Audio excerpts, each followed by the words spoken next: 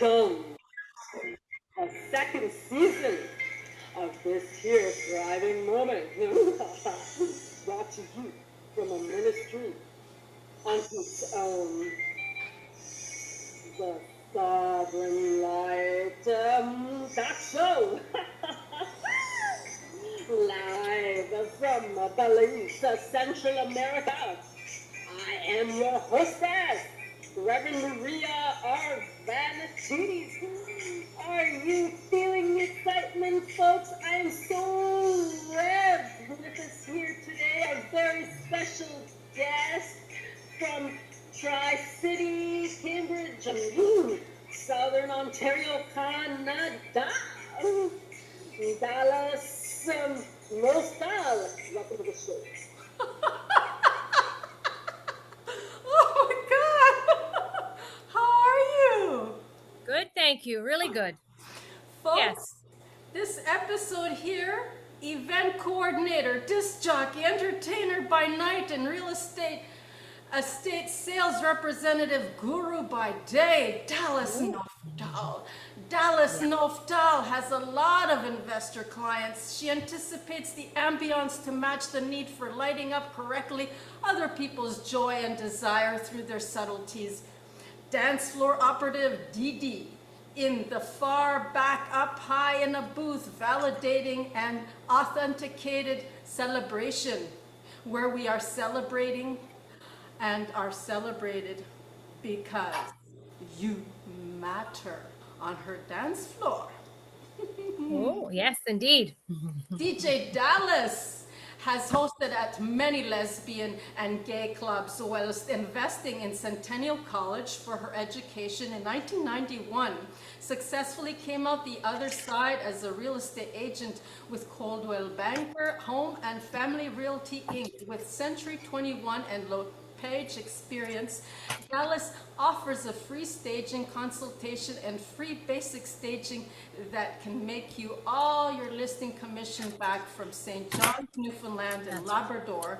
Born on March 11th, 1966, Dallas came with us from the age of 2 years old and shooting out like a lotus blossoming flower. Ooh, yes. She saw herself dancing. Yeah, In that's a right. sea That's right. of blue-collar folk with blue plaid shoes. At age 11, Dallas found herself helping to raise her siblings alongside with her mother and father, middle-class blue-collar workers. Her dad was a very young and uneducated man, but knew forthright how to turn everything that came into his hands into a musical instrument. Her mother was one of her greatest singing influencer role model growing up. Music surrounded the shy little princess, where she would be finding herself alone and singing. At other times, she exerted her extrovert, social, like-minded image as a lesbian. But she did not realize the importance of this until she was 14 to the ages of 18. At the time, 15, she started pre-scene parties before going to the gay male scene bars at her mother's place, 1981 to 1984, were filling up her bedroom on a Saturday nights with girls from Bishop's High School, Newfoundland, that also thought of themselves as lesbians. The importance of connection with like-minded sexual and gender-preferred crowds. In the summer of 1986, these parties for the only lesbians she knew back in high school continued onwardly to Toronto. From 1987 to 89 at the Chamois as a disc jockey scratching up records in her disco booth. Having prior experience staging for costume and karaoke parties at her house, became a staging consultant and started working for Century 21 in 2003, had her own son Blade, and as a serial monogamist all her life got married to Crystal. Chrissy, a heavy equipment operator for a Canadian railway company. For over 30 years, Dallas has been pumping at the heartbeat of Toronto's night scene and has produced a wide range of events, played at top Toronto venues, with some exceptions like lesbian such bars, were often seen in dungeon-like settings like decos in the warehouse were some. From the Stardust Lounge, including Chez Moi reunions, to her very own private house parties and seasonal boat cruises that started since the 90s, and to recent pride camping grounds and other LGBTQ, including mixed straight folk groups for special events. Year after year, from jazz bars to karaoke, indoors and outdoor, mascot of her very own following on wheels in the Pride Parade with her very own float. During the pandemic of Dallas, the Oh sales, my goodness. the You're sales not leaving anything for me to say. relocation specialist. Yes, you are. For Royal LePage, you started your own cooking shows, virtually online, that transformed into inner house dance parties with her wife Chrissy to share with intimate friends and community on Saturday nights. There is much, as you can tell, to say about this entertaining icon and advocate supporter to her limited abilities for animals in distress as well, holding a safe space to celebrate and be celebrated with. Dallas Noftall brings us together with her music, and this is what always draws us in. These pieces of ourselves through other people's eyes when we connect and engage with one another as a group at these special event functions. Would you like to know more about her incentive program as a realtor? Or just how can we learn to thrive and connect to our innate abilities to enrich our lives with, bringing joy across and through to many generations? Here with us, Dallas Noftall. Ah, well, like I said, not much left to say after that. Thank you Okay, very right? much. You're very generous. And it's obvious that there's a way too much information about me online. Rev it up, rev it up. Okay, and your favorite quote here, I think it's appropriate. Nobody can be better you than you. So be That's right. yourself and the best yourself possible, right? That's right. Right. Yes. Yes. And so, Dallas, I was looking at this, and there's like a gap somewhere here. And like, what were you doing in 1985? Were you modeling, or was that just a role model, or what were you doing in the year of 1985? Yes, I was modeling as well in Newfoundland. Yep. Yeah, I was working for a modeling agency, but that was 84 and 85, possibly even 83. Those few years I did, there was very little work in Newfoundland for modeling, but hostessing, some little TV commercials, some product promotions, stuff like that. We did that for a few years. There was not a lot of employment opportunities, and the pay was good, and the people were fantastic. The young ladies were delightful. Nova Models was the name of the agency, and yeah, it was lovely. It was a great thing to do at that point in my life.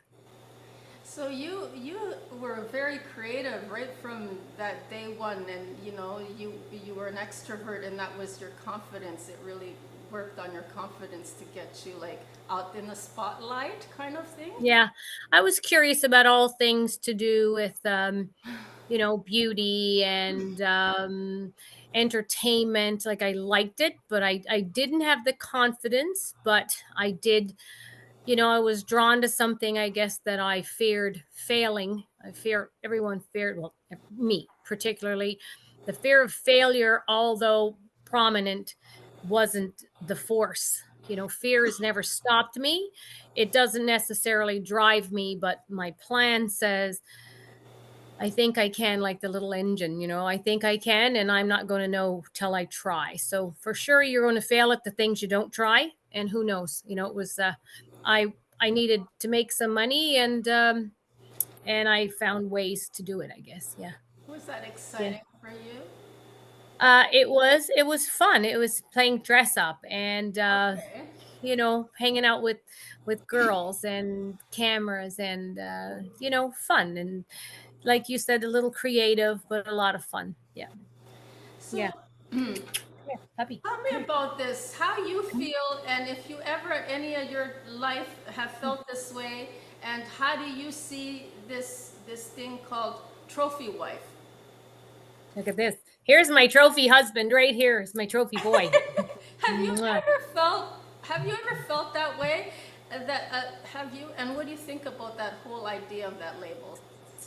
Um, I think it's a slur and a slight against women uh, to say that that's our value as being a trophy kept on a shelf.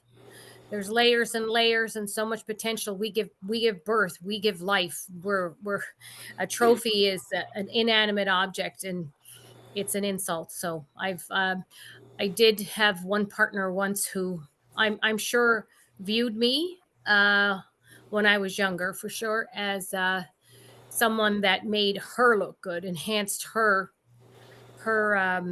cred, her Okay. attractiveness or something. But Uh-huh. I've never liked that. You can be an attractive person, Uh-huh. Uh-huh. and you can still contribute tons more than the way you look, because beauty fades and bodies change, and Right. that means you're kind of not valuable anymore once you have peaked. Again, like the movie industry and all that, you peak and you're washed up at 35.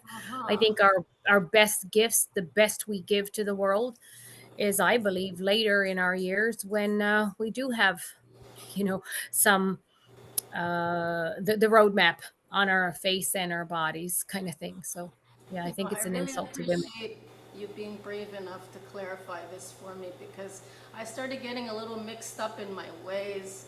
And just the other day, I think you know her too. She's in one of our groups, Spiritual Lesbians from Everywhere, but she's also on the over 50s, the one Hmm. administrator. You know her. She pinned, I said, "This is the kind of wife I want," I said to her, right? I said, "I want her to have blue eyes, soft blue, deep blue eyes, and all this." And she said, "You want a trophy wife?" I said, "Are you serious? I never even had that concept, like she would be a trophy. Yeah. And that means that I would be a trophy to her too, likewise a trophy, right?" Well, you know what? I think if we all revered every person in our lives as a prize, as valuable, as an asset, I don't think that that's a faulty way of looking at it. But not only, not only that. So, yeah, I think it's nice to have nice things, to look at nice things. Flowers are beautiful, people are beautiful, places are beautiful. So, but yeah, having a nice set of eyes to look at, and pleasing features. So, I can't see a downside to that. The only thing I thought maybe it's like, a disconnect of some sort. Possibly I'm looking for a Barbie doll, you know, and is that like Yeah. disconnected, and I'm Well, thinking to some people myself, might be happy. It just depends on what your aspirations are, right? Do you want your partner? There's a lot of needs we have, mental, spiritual, physical, emotional, and one person cannot answer all of that, for sure. So I don't know, just pick what exactly it is that you require, say, your significant other to be, right? If you've got all the other needs met and you just want a physical body, and they don't worry about having to have conversations with you, and I guess the more we have outside of our relationships, the less we require from our partner. And maybe then, the pretty eyes and the nice body and superficial chat might be enough for some, right? yes, but it's not for me. Not for me. So I'm thinking that possibly she might actually be younger then, because of what you're saying. My needs would be to have an next of kin, to have someone that if I go and get some kind of surgery or an implant or something, that she's there for me, and possibly that she can drive. Yeah, driver's good. Someone to lift heavy things is good for me. No, because I'm thinking, if it's a robot, she won't be able to do all those things. No, you should watch some of these new movies. I watched a great movie a while ago, and hey, I was like, How long is it going to take me to save for this? Oh, right. Or that she might I have to overheat. sell my house to get my robot. Me and my robot would be poor, but Actually, she no. wouldn't care. No, this is the thing that I think that if we continue on with the Liberal Party, possibly with the same man that is ruling our country right now, or Elon Musk for that matter, if he takes over the states, whatever. But Yes. this is something that we're already looking into our nursing homes, our healthcare Hmm. systems, and that the elderly will have proper care from those Yep. kind of things. Synthetic programmed robots that look. Well, and hallelujah to that, because the nurses are taxed. There's no money apparently in the budget. Our old age homes and our care facilities are going to provide less and less and less care. Thus, I guess, kind of fulfilling something for the government, because the elderly aren't going to live as long, because they're going to be tossed like garbage into these facilities that aren't going to be able to take care of them. So if we have robots that can do 24-hour days and just get a lube change, and a little battery Yeah. pack, then that Hmm. might be better than how hard we're working the nurses. But like you said, Dallas, there's not going to be, I believe that, or it's going to be a long time coming with, I would never see it in my lifetime, that depth, that soul that brings the depth into that artificial intelligence. Right. Yes. So Yep. we might be sovereign, but then are we, and to what levels are we, if these robots are going to want human rights as well, and sentient beings, and to what Well, but they're level? not, but they're neither of those things. They're not human nor sentient, right? So, Hmm. I don't know. I think striking the balance, where they're useful, Hmm. and we take advantage of their usefulness to help us, not eliminate us, and not, not, and Yeah. take some of the pressure off in other ways, so that we are there more emotionally, that we are able to be there more, we're more present when we are there. So okay, so maybe, okay, let's one more on this and we'll move it right along. How would you feel if you and your partner decided to get one later on in life? Would there be any kind of, how would that, you know, Hold on. Okay, let's put it up there. Down is that wherever, okay? please, please. Oh, you're okay with that? Oh my God, like I said, it would give us more time for each other, less cooking, less cleaning, less getting the tires changed, less walking the dogs, less cleaning the Yeah. windows, like But how are more you more gonna time feel? for. How are you gonna feel if she looks like a trophy wife? How are the both of you gonna like say you're okay with Depends that? on whose trophy. Is it mine or hers? Oh, of course it would be equally yours. Both, Yeah, both. because it's a Oh, we have a different absolutely. definition, right? Of what I would Oh, find okay. attractive is the Oh, exact opposite of what she would. So all right. I Okay. think we would have to get a trophy boy Two. named Hans, and then we're fine. Oh, so you would have two. Yeah, that's cool. Oh, two of two, everything. Yeah. two, or a male who just does a trophy husband. Oh yeah, well this is great because I noticed this. I don't know if that's the Pisces in you, but I noticed that you're more like a twin here. Everywhere you have two. I mean, like two profiles you have in what is this? Instagram. I'm looking at Yes, Dallas Noftall, and then Dallas Noftall 66. Of course, I'm following and I'm subscribing to all of your social I've media. just started them, trying to just Yes. stay on point here. Yes, but why do you have like two? You're like two personalities, or like how is this working for Oh, you? there's a lot more than two, but I'm only allowed two on my phone.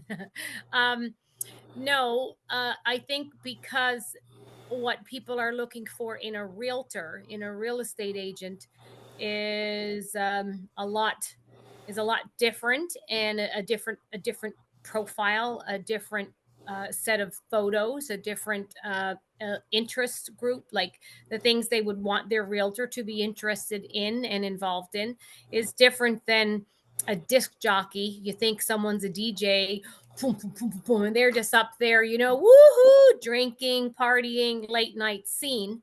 Mm, And I kind of am a little bit of a throwback to that, because when I was younger, and that is when I started, we all, I would anticipate, were our wildest self, maybe, or our most gregarious or extroverted or least confined self, in our 20s, which is when I started DJing. So you're finding yourself. I found myself, but I have a good mind for business, and I love homes, and I love selling homes. But the realtor, what people are looking for in a realtor, when they look for a realtor, they're not looking for a DJ, and when they look for a DJ, they're not looking for a boring, stiff realtor who wants to talk about interest rates and you know um, home inspections. So because I'm capable of both and a gazillion things in between, then I kind of separate the two. Well, I kind of see it sometimes how it can manifest in both worlds, um, like your staging, for instance, and how you stage people's homes. And Hmm. you have here, with 20 years in the biz, I offer a super relative. What does super relative mean? Superlative. Superlative. Yeah. I didn't Google it. means means above everybody else, a high end, a an extreme, amount of, like a lot of the realtors, that one of my brokers said to me when I got in real estate 20 years ago. By the time I did all the courses and got in, my broker said that within the first year, 67% of those realtors would no longer be in real estate. And then I survived one of the first small downturns. And then he said, "You made it. Like, it's hard. Like, this is not easy." And so then more and more and more left. So who I did my courses and my classes with back in 2001, 2, and 3, there's only like two of us probably left from that class, that year. So it's not easy. But when the real estate market kind of started really really buzzing, and everybody was coming to Canada, and everyone was flipping and investing and buying and selling, and they're just all taking advantage of changes that they could make, money they could make, changes. Then, like, every corner there was another realtor, like every four houses there was a realtor. So many people got into this business in the last 4 years, and I do believe, with 20 years experience, with my love of people and staging, my integrity, I don't spend money on marketing. My past clients tell new clients. So it's just, people Word of just mouth. come to me. My phone rings. I don't push anybody. But I think my knowledge of homes, of the construction of homes, my love of properties and of making people happy, that that um I guess, my desire for happiness for everybody around me is, a lot of people don't get into many businesses for that. They go, "Where can I make money?" And they go there. I'm like, "Where will my skills be utilized the best?" And that's why serving with real estate is works so well. Okay, so I'm coming to you right now as the real estate guru that Dallas, you Noftall are, and I'm gonna ask you, what's your incentive program? My incentive program, well, my incentive program strongly, it's personal, so it's something I work with the actual individual who calls. What's most important to them, right? Is it that I stage their home for free, up to, with qualifying, like I'm not going to buy 16 sofas, and stage their house. But there are things that I do for everybody who Mm-hmm. wants, that's free. And then there's, levels of the program. And then that I love to provide advice, free advice, help them make more money than they would with another realtor, and give an exceptional service. So with that, there's the staging. There's also making sure that everybody that I work with has If they're a seller, they have a home inspection, or if they're a buyer, to make sure they have one. And if they can't afford it or don't find it valuable, then I will pay for their home inspection of the house they buy, so that they get it, and they don't look at their bank account at that day and say, I'm kind of low today. It doesn't matter. You need one for my peace of mind and for yours, and a qualified home inspector with a good reputation in his business, and the company he works for. So that and other. So with the staging, with my service guarantees, with the home inspection, whether you're a buyer or a seller, you get all that.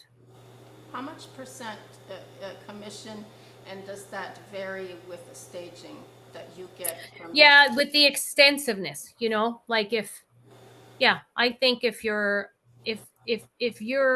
a local, no muss, no fuss friend or family, you get, like, I will offer, I believe, something more competitive, based on the fact that I'm not going to spend thousands of dollars, thou- uh, with the staging, and another more thousands on the gas, and all the effort. Some people require a lot of hand holding, and then we have estates to deal with, like people who don't understand, a lot of the I's that have to be dotted with selling their parents' homes. And every home is an estate. People think, oh, I don't have an estate. I just have a 1,200 square foot house. Well, that's an estate.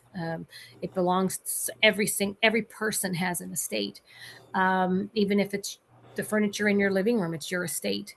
Um, but there's a lot of work and time and extra time and extra effort goes in that. And then sometimes I become a project manager, so I meet with renovators, and I sometimes shop for people, and I pick their paint colors, and I you know and I it's a really immersive experience, if need be, if need be. So I'm capable of doing it all. If you call on me to do it all, well, that would be, a lot more of my time. And one person ends up taking up one, not difficult, but one client may require 4 times the effort, so therefore we have to be commensurate with the rates. And there's only so far you can move within your brokerage restraints as Across the well. board, Like sometimes, Ontario? like they have, it depends who your broker is. Sometimes they say you can, as an agent with their company, you can only offer um this percentage. Like you can't, because you kind of work for them, and you give them a portion, whether it's 10, 20, 25, 30, or 40% of your commission goes to your broker. So your broker doesn't want you around if you're not making them money. So if you're underselling your service, you're doing a disservice to realtors, and you are also not producing an income for the broker, who has you as one of their agents on their websites, et cetera, et cetera, et cetera. And that's why freelancing is not really looked well upon, especially before all these brokers ever come in, or any kind of board or organization, like in my profession as well. A lot of people like Yeah. to undermine and undervalue by the competition. Oh, I'll do it for Mhm. less. Oh, I'll do it for half the Yeah. cost of the piece, performing memoirs Yeah. and all these things. And Hmm. yeah, so it Well, does. as a realtor, you can't freelance, because once you have a license, you cannot practice unless you have your particular license belongs to or is Establishment. parked with a brokerage. So Hmm. you can't practice on your own. You can only practice if you are a broker or an agent who has a broker. Oh, and you are both? I'm an agent who has a broker. A broker's responsible for all the agents in their organization. Uh, Um, and some brokers don't have any agents, so they're only responsible for, they're a selling broker or a buying broker. So they get their broker license. There's a couple of extra courses involved in that, some more fees involved in that, but then you have the title of broker versus sales representative. Is that something like an establishment license where you actually need an establishment to be running it out of, or no? No, because you essentially become the establishment. I could do my broker's courses, and then I could be Dallas Noftall broker, Nice. right? I just have to spend the extra money and do the extra time, and then there's more into the updating of the courses. There's more into the paying, and then I get my own sign, Dallas Noftall brokerage, or season all seasons brokerage, and Dallas Noftall is the broker, or the Sovereign Light brokerage. But Nice. I'm the broker, and I don't have to have any agents, but I do have a lot more output financially. Right, more freedom, more sovereignty, and and does this limit you to, how limited is this? Is this provincial, or is this federal, or is this international? No, my realtors are normally licensed in a province. Um, I do know someone who, I don't know if she gave up her Ontario license to get a license in Vancouver, but I know she left Ontario.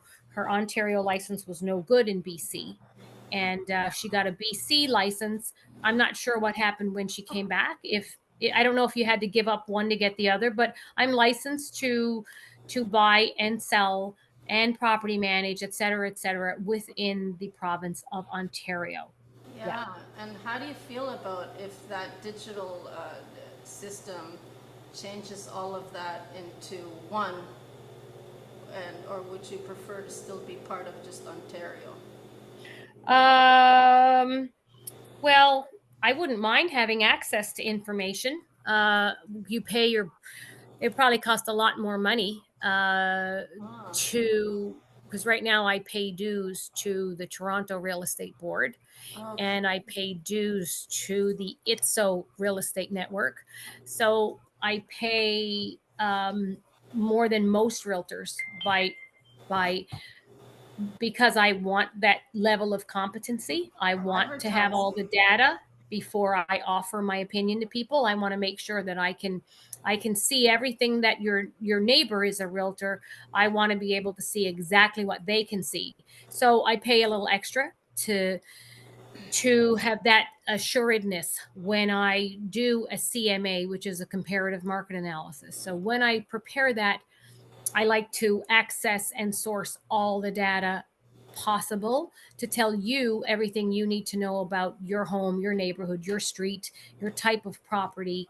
And I need access to beyond yesterday, like I think there's websites now that will give you a little information about what happened yesterday, but they can't offer you historical stuff, like that I can, that realtors can.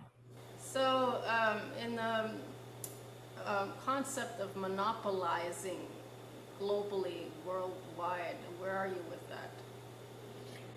Who, you mean realtors, real estate, If anything, companies or your group, organizations? you should. Um, well, I know currently I work for Royal LePage, and there's all this squabbling within all the names. Well, we have more agents globally. Well, we have more offices globally. Well, we do more sales globally. Well, so I think I have I'm in my home office, and out there Uh-huh. to the that is the west, and the sun's Okay. going down. So here I Oh, am down here. okay. Uh-huh.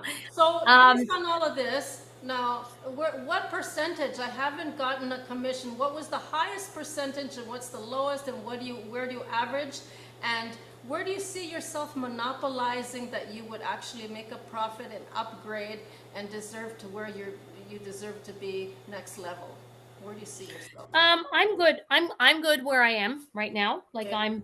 I'm happy where I am. I put out the amount of effort that is required to, maintain my business, maintain my home, my life, to enjoy the life that I've worked very hard at.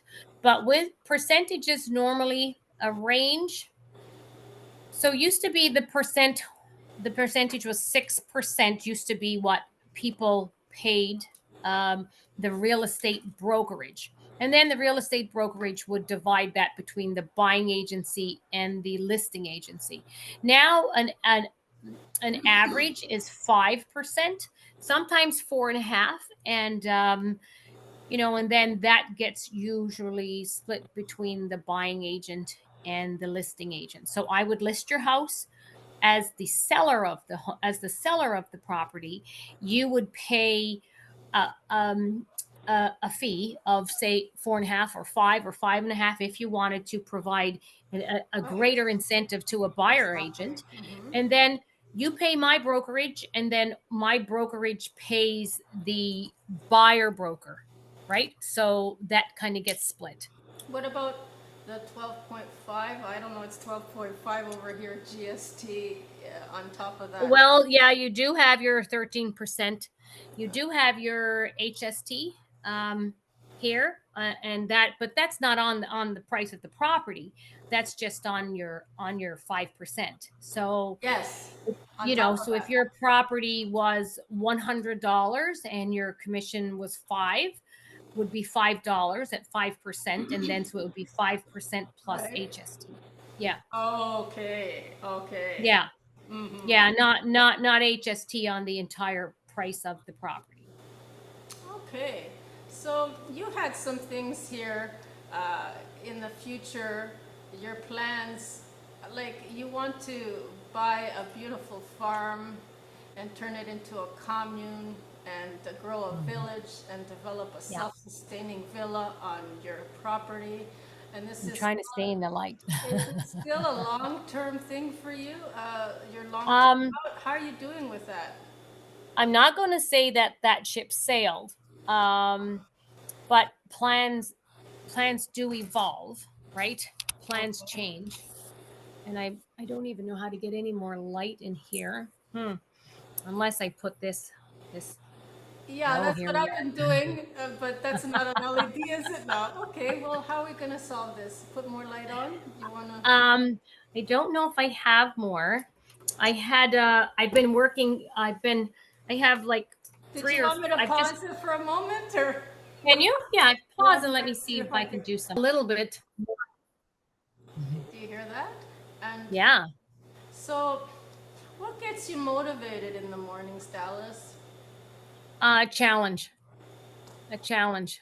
Knowing there's a list of things to do and I better get snapping because the day only has so many hours. So I get excited when I know I'm going to make someone's house look beautiful. I get excited when it's offer day. I get excited with a nice drive if the weather is good. And on my days off, I like to just wake up and I'm excited just to get up and drink a coffee and go, it's another day, a great day to be alive. And I just go play with the animals and sit out the other side of the house and I like those days too. So I'm excited perpetually. So you Yeah. mentioned animals, and what I've noticed in your house so far, the animals that you have as part of your family, I notice how clean your couch is. There's not a hair anywhere out of place. How is it that you're able and to have those kind of cats that My so robot. My robot. it's spotless? Like I've You been caught me. I've already got one. No. ah Um, I don't know. Well, I have a hairless. One of my dogs is hairless. That's good. yeah. Um, Three of the cats are short hair. The Missy, she's a very hairy girl. But in my Ah, office, they're not allowed in here, and they're not allowed in the guest rooms. And the big dog, he's out front. He's a guard dog. He's my baby boy, but he likes to be the guard dog. So he's not in. He comes in at night to sleep because I have to force him and lure him in with treats. But there's 6 animals here now. Up until September, we had 8, and then there's some strays around that are actually starting to get along with our outdoor animals. I was surprised today; they're getting along. Ooh, so that's really good. So I wanted a compound, and right now our house has 5 bedrooms, and I have a bunkie I'll just show you if I can turn the camera now. Now watch it be a mess now that you've said that. Can you see out that window, the messy window? Yes. Can you see out there? There's a green shack. Can you see Yes. that? Yes. So that is that's a, for lack of a better word, it's a bunkie, but it's a guest house. And there's another one further down. And because I have a little bit of property here, I'm open to having a collective of people with different not necessarily needs, but different abilities. So, um, because as we're getting older, as lesbians, we really are, especially if we haven't had children, and a lot of them haven't. Right. Right. So when we start losing our, our vision or our ability to walk, or our competency, mentally, physically, we all are going to fail in different ways at different rates. So I think a community is the way to go. And I'm open to anticipating or being able to provide something to a variety of people, to see how many more spaces we can put on this property and be self-sufficient. I'm starting this year doing in a half an acre down the other end. I want to do grow our own food, and that's already in progress right now. And maybe have 5, 6, or 7 little cottages, and we live here year round and help each other. That would be ideal, and that's actually organically that's happening. It was my dream. I didn't think it would be realized because it was a huge undertaking, finding pieces that fit and everybody who would fit together. But I think we're doing a very good job so far.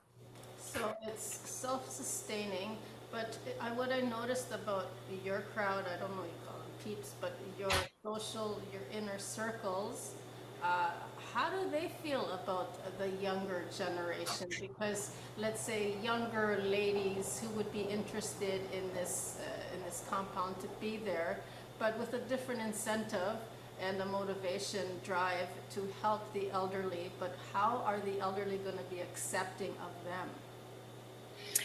Well, I certainly I have needs that I can't fulfill my own self, although I don't consider myself elderly. Um, and my friends and my peer group are right around, me, give or take. But any as long as someone comes with a pure heart, good intention, and with love and commitment, I can't see anybody having a problem accepting. I think humility packs a punch, and I think that the more of that we have, it opens your world wide up, and you can accept what's being offered to you because we offered it to other people. And I think just kind of look at that as compassion and love, and the whole reason we're here on this planet is to share and love and give. So I think, a good heart, good intentions. What else would anyone be around for? Because taking care of the elderly is not easy work. Well, because the older we get, the more fixated in our beliefs and become more rigid and harder to open up. And there's more layers to that onion as opposed to a youngster. Yeah, but I kind of think the opposite of that. Oh, I yeah. think that I think that the more we see, the more we hear, the more we understand, the more open we become. I think, Okay. I think the wiser we are, we'd be stupid to it would be a fool's journey would be the last leg of our journey, which is ridiculous. I find I'm far more open, far more tolerant. As much as I've always been trusting, I'm kind of more wisely trusting, but we still have to trust. And just people are here for the right reasons. And if they're not, they'll fall off, they'll fall away. If I can meet someone else's need to be here, say they wanted to be here because they didn't have a good relationship with their family, and here they found another family, then that would enrich their lives and they would be grateful and then give more. And then we would feel more and we would bond more. And so, I don't know. I'm less set in my ways the older I get. But I've never really been set in any way. I'm the river. Yes, that's great, because a lot of people on a global scale, we have these things that we have to go through, like abandonment issues, neglect, rejection, Mhm. the separation and the disconnection from the mother, from that clinical setting where we're cut from the umbilical cord, even that is so traumatizing on a worldwide scale level. It's not just, Yeah. serious. I don't you'll find I don't, as much as I say I'm tolerant and understanding and sensitive, I don't really, I might have lost you here, and this is a risk, but Sure. I I believe we nurture I each other, but Mm-hmm. I believe it can be exhausting and exhaustive a process, because I think resiliency is where it's at. You know, is one person's trauma more or less harder? You know, I just think uh, if you offer someone an opportunity to enjoy a life and they're fixated on reasons they shouldn't enjoy it, I Right. don't, here's all the reasons I won't enjoy this wonderful opportunity: because I was abandoned, because someone lied to me, because my ex cheated on me. You know, at some point, that's got to be the past. At some point, you have to, I don't know, demonstrate a willingness to get out of your own frigging way. That that book that says I'm not going to say the word, un-F yourself, right? You know, and you know what F is, right? Right, but there's people like you're describing my mother in a lot of ways, right? And they have to become injured and break their legs and all this stuff and go down a slippery slope and then end up Yeah, in respite centers where they're in a hospital-like setting, and that's the yeah. only way, and it's enforced and forced upon them that they're going to have to take a holiday now. Mm. You know, it's, Yeah, yeah, and yeah, you gotta already know and define these kind of characters. They're toxic narcissists, and yeah, where do you yeah. draw the line on going the other direction of arrogance? There's another one. Well, you just can't be food for a narcissist and they will dissolve. They will disappear. You just have your boundaries in place and your healthful ways. And then if no one's feeding off of you and you have no need for that narcissist, realize it's two ways, like, unless you're offering a parasite something, they're going to die trying to leech onto you. So you don't provide them with the food required. You are not their substance. You are not their their victim. They need a victim. And if you don't play one, then they're going to move right on, So, that's self-fulfilling, like So, narcissists need supply. Just don't supply and they will drift. That's right. it. And so, do you have some kind of screening for people with mental illnesses and things that maybe that might not be the right fit for them on your compound? And where do you draw the No, line? like, we're the fact is we're all a little mental and we're all a little ill and we've all got challenges and had a journey that, you know, um, what is that Amanda Marshall song? Um, I forget, but everybody hurts and everybody cries and we've all got troubles and all that, and we've all been injured, and we are a product of that generation of Right. parents who, spare the rod, spoil the child. Religion played very heavily on our experience and the way our parents loved us. And there were so many children, a lot of times they were ignored or abandoned or beaten, or you beat your kids. If you were a good parent, you beat your kids. If you were a good parent, you had 15 children. The oldest ones raised the youngest ones. You didn't even know their names. 3 or 4 could die and you wouldn't even care because you still got 12 to run the farm. So it's evolved why we have children, and it's different now. We've created a whole new set of problems with this new generation. I definitely have created my own. But I think, someone bipolar, someone with depression, someone with social anxiety, like there's a place for everybody. And we're cogs in a wheel, and we don't need five leaders on a team. We don't need five organizers on a team. We don't need five pleasers on a team. Everybody has something to offer in a relationship, in a family, in a dinner setting, on a compound, in a we all have something to offer. And I think what we need to do is tap into what that gift is. Because if you look at all those years ago, autistic people were just shunned and shoved away and stuck in a home. Meanwhile, there's such brilliance inside the pieces of their brain that are awake where ours lay dormant, right? So, vive la différence. I think we all have something to contribute. And the joy is recognizing that contribution and watching people thrive when all of a sudden they're valued and they're important in that wheel. Someone who wants to cut wood 9 hours a day is probably one of the most important people for that whole winter, because we require that wood to be done and nobody else wants to. But that person who's a cog in a wheel, who just, I got to cut wood all day, I'm going to cut wood for 8 hours, they want nothing, just some lunch, some food, and a thank you. And even then they don't care about the thank you. They're not doing it to make anyone else happy. They're cutting wood because they want to cut wood, and that's all they want to do is cut wood. And everyone else is, oh my God, what a gift. There you go. Like, that's it. We all can contribute something, no matter what our past journey has been, and no matter what we were told we can't do. We can all do better together, and that's the whole desire for the compound. Exactly, and letting go of all those past grievances and the remorses that hold us back into another dimension, another reality, another world. Mm-hmm. And we can't take the baggage with us. Nope. And we all love music. That's it. And That's the so, universal language, is the music, the sharing of that. you know, Anything but heavy metal. Sorry. okay, so how you described, in from what I see here, is the passion and your purpose. Is that correct?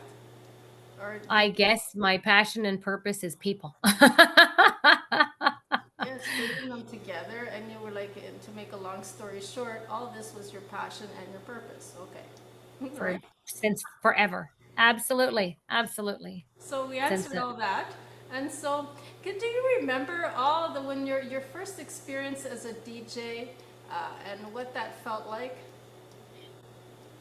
Oh my God, equally terrifying and fantastical. Like, just something I never even dreamt. I never even I never dreamt it. I never knew it was a possibility. I never desired it because I didn't know it was possible. I didn't recognize it was a thing. I just knew how much I love music, and then in Ontario, someone handed me the wheel and said, "Here. And the Here. records and the everything, all the equipment, everything was supplied. Yeah. Here you go, Dallas. Yeah. Yeah." That's And amazing. it was just here. Take it. Go. See what you can do. And Oh, I'm for like, sure. okay, okay, I'm Awesome. in. I'm in. And as scary, fear has never stopped me from doing one single thing. And the less I know about what's behind that door, the more likely I'm going to open it. And you can tell me it's terrifying and it's a mountain or it's a monster, whatever. I just got to open that door, You and know, it's nothing holds me back. fear is the false evidence appearing as real.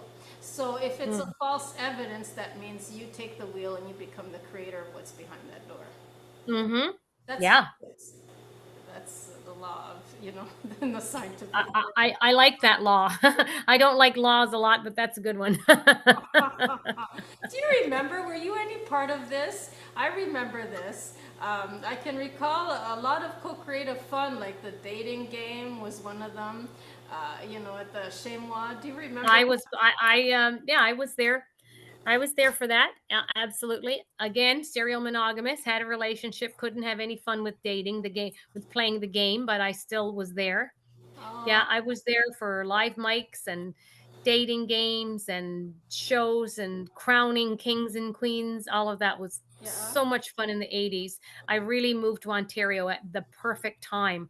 I missed kind of the war, um, which I am ever so grateful for the trans community, and and those dykes on bikes, and those hard lesbians who fought like they fought like men, and then the men fought like women, and they just collectively kicked ass to make the world a better place for us. And so I kind of came at the end when it was a little easier, but it was still challenging, and there was still they might have had the cement in the mixer, but the road hasn't been paved, right? So I think I got here, and Pride was really fantastic, and yeah, I moved to Ontario. Music was great. Community was vital and vibrant and important.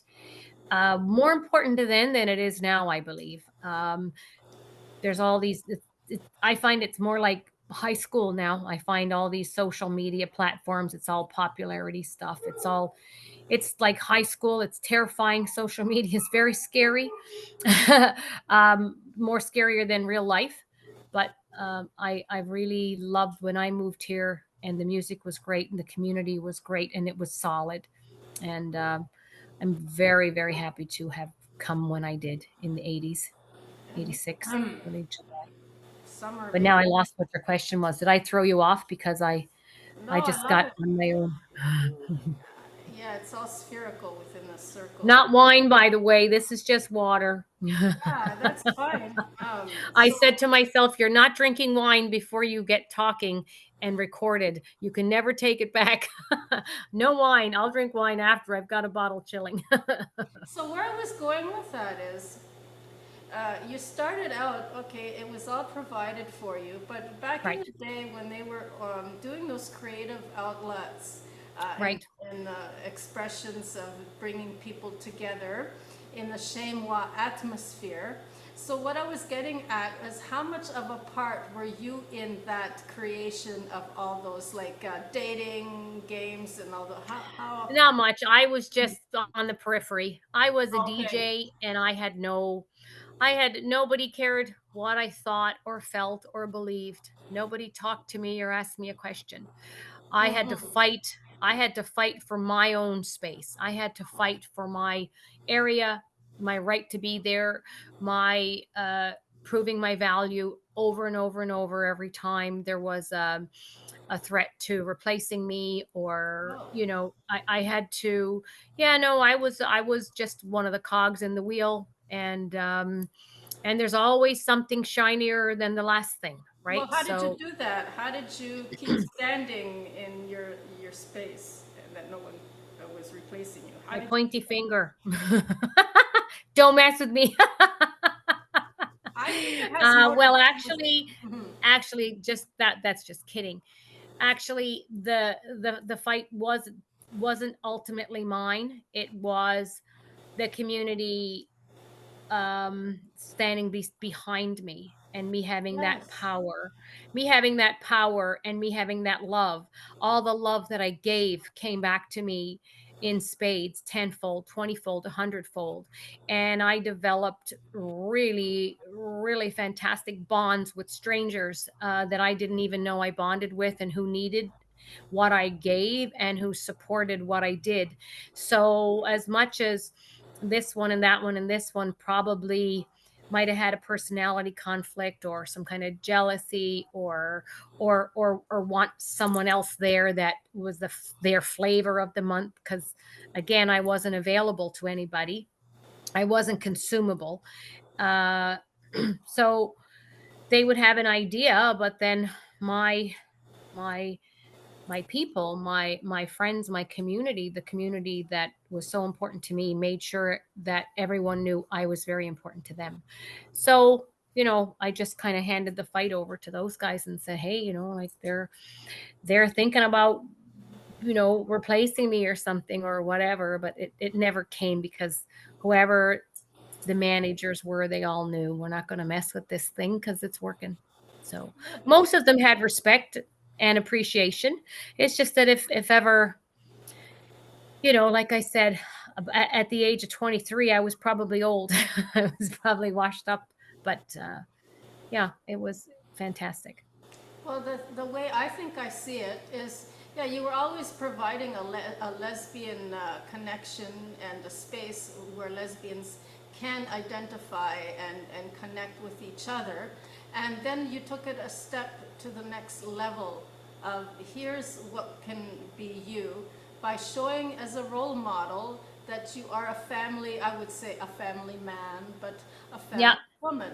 And you were yeah, showing this is because when two people get together and they are monogamy alike, there's a cohesion that happens, and then it brings the incentive of building a community around it.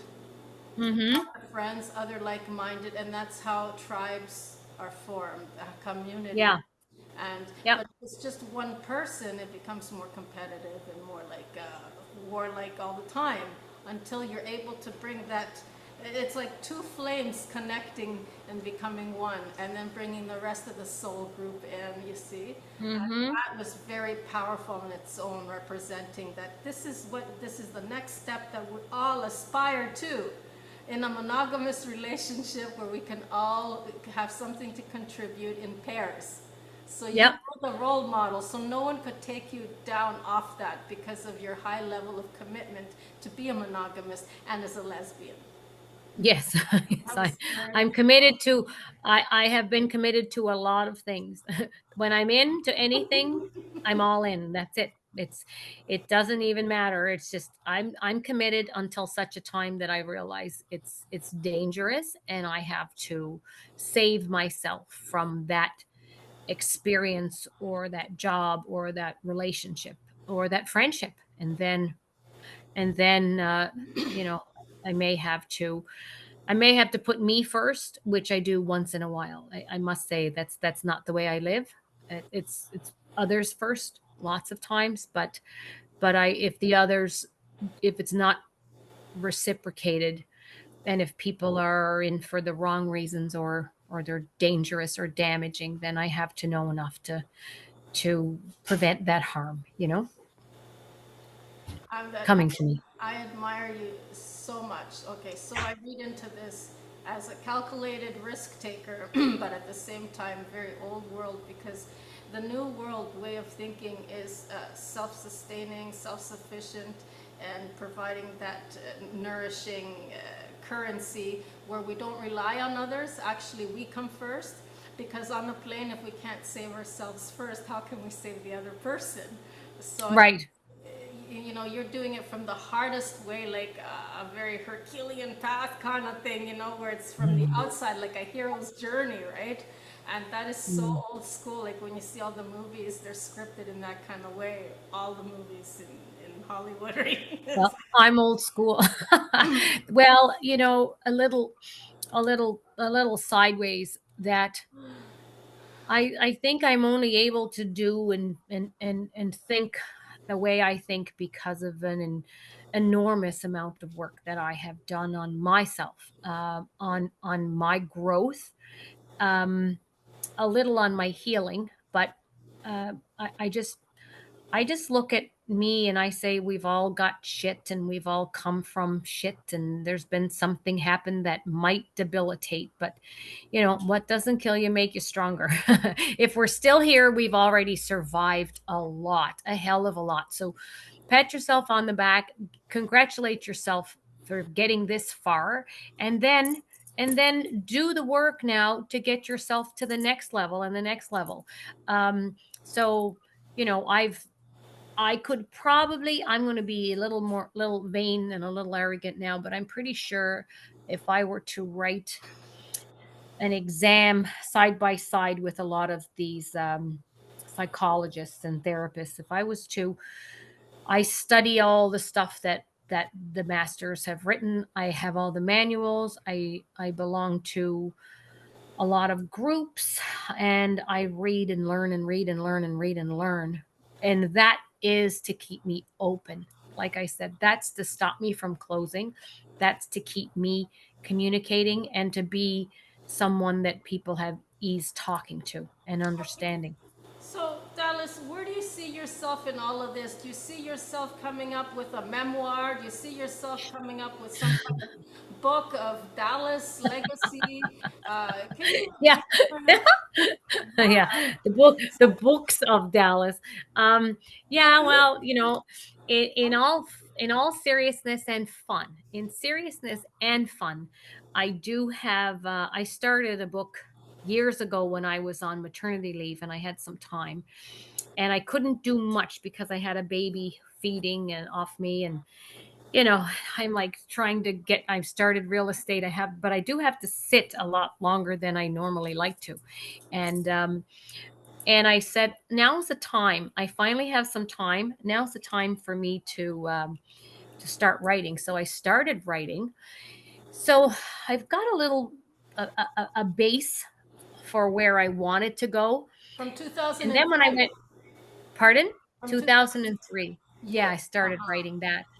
But now I've had several people who I've told some of the more outlandish things, and some of the crazy stuff, the fun stuff, the sensitive stuff, the real stuff, hard pieces of my life. And but again, not a feel sorry for me thing. It's just guys and gals and non-binary, How everyone many in between. pages? How many pages are we? How many chapters? What's the book Well, called? no, I've got a writer now who is Oh, coming this summer, a and she's actually ghostwriter. going to take what Oh, I've written, and she's uh-huh. going to she's already written, she's published, she's written, she's been writing for years, and now she wants to come and write my story. So she's coming, and it's getting done, and I should live long enough to finish it. But I there's just so much. Oh my God, there's so much, and there's so many large lessons, like one book could be a lesson in this. Then you get the next, and then you get the next. So I don't know how we're going to do it. I don't know how we're going to get it all in there. All that wild stuff, the likes you've never seen, um, all the tender, all the hard stuff, all the, the You know, Dallas, toxic. anything is possible. So Yes, all she has to do is kind of make volume one. Just work on that for now. let it go. Yeah, yeah.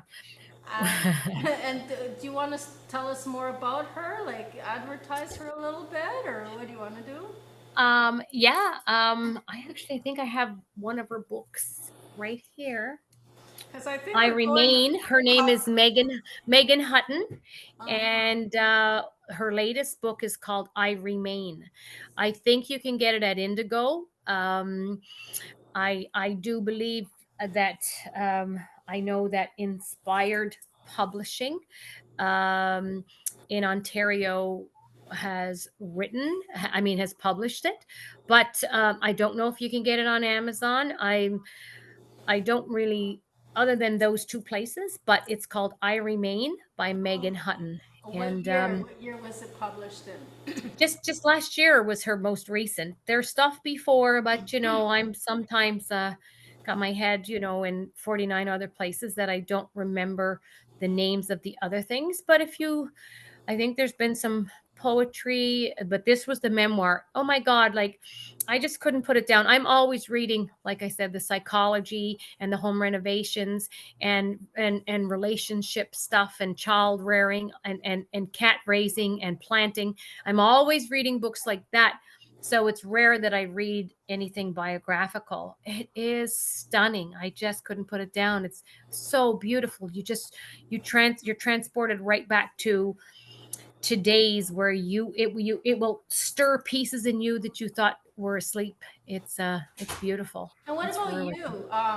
This book, when are we looking forward to seeing it published? And will you come on Oh my goodness. a I second don't even know season how it I don't even episode? know I don't know the process. So Uh-huh. I don't even know. So she'd have to tell me.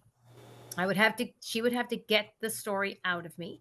We have to get that into some kind of organized manner, and then find someone who wants to publish it, and then follow that. So okay, if I gave myself a deadline, I normally can get stuff in a deadline. I'm going to give myself 2 years. That's what I'm going to give me. So Solid. 26. Oh my God, 26 will be perfect. 2026. Yeah, a lot of Yeah. things happen though in 2 years, and it's moving so fast. If you need any kind of right direction or guidance, don't hesitate to reach out to me because I am a self-publisher.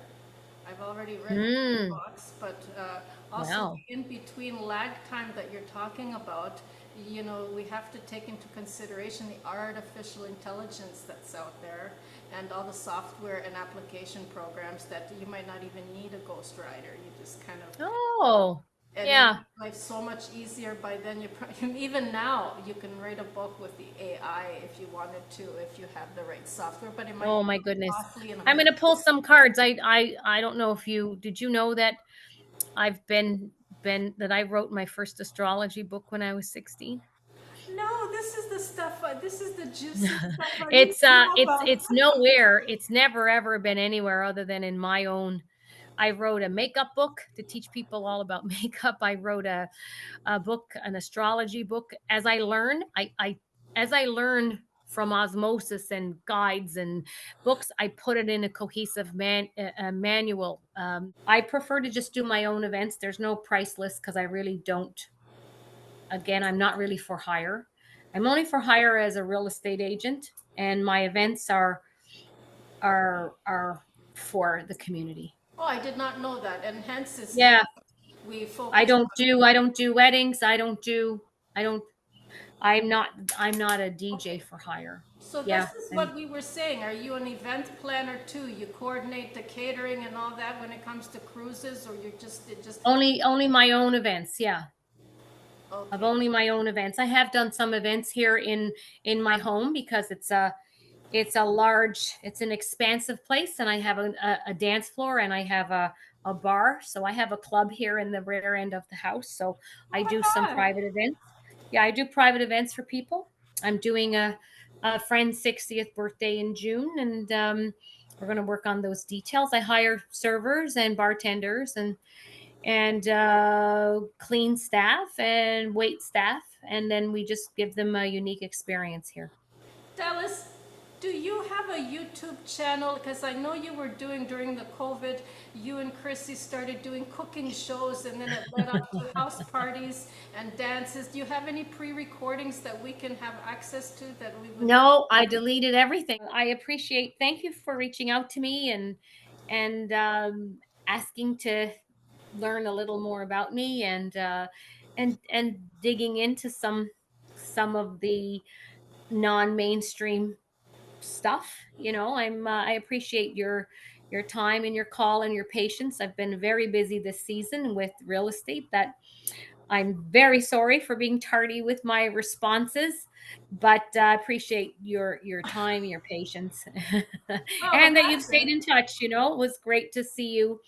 I don't know if anybody knows, but we did know each other back in 87, 88, 89, and you used to come and dance on my dance floor. You were one of those people Right, oh my God. who was a support and who was a friend and who was an ally. So thank you for showing up all these years later. Yes, and I hope to see you on here again for a third season, and you have written your book, and we can come around. Yeah, lots to talk about. Yeah.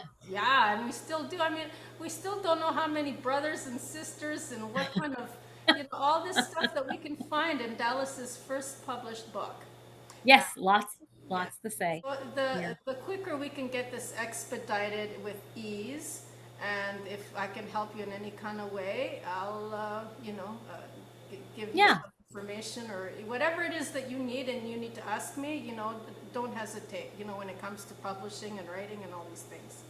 Yeah. Okay. Okay. I will. Thank you. Book. There's many levels to it. I mean, if one person can write you the book, all the more power to them.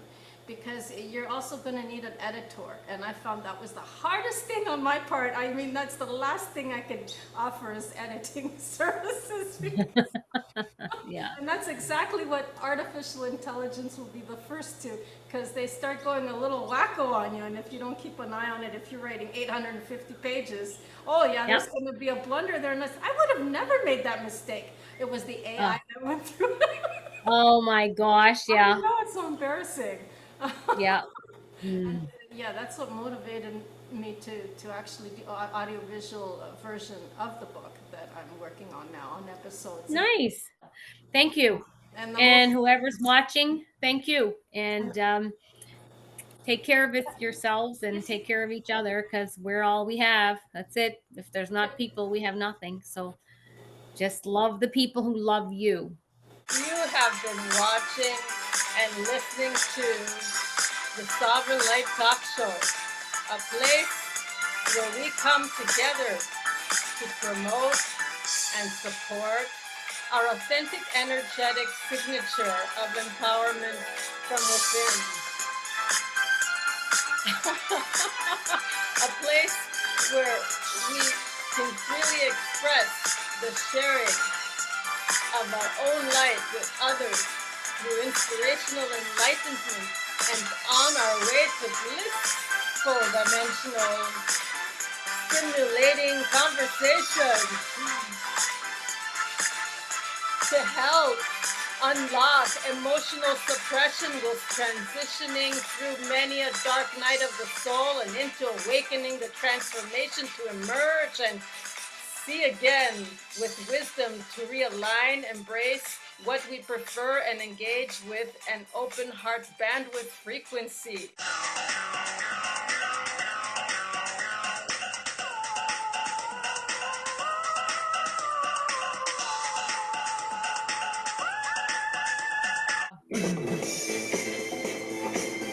You have been watching this episode with Dallas Noftall and me, Reverend Maria Arvanitidis. Until next time, thank you very much. Bye-bye now.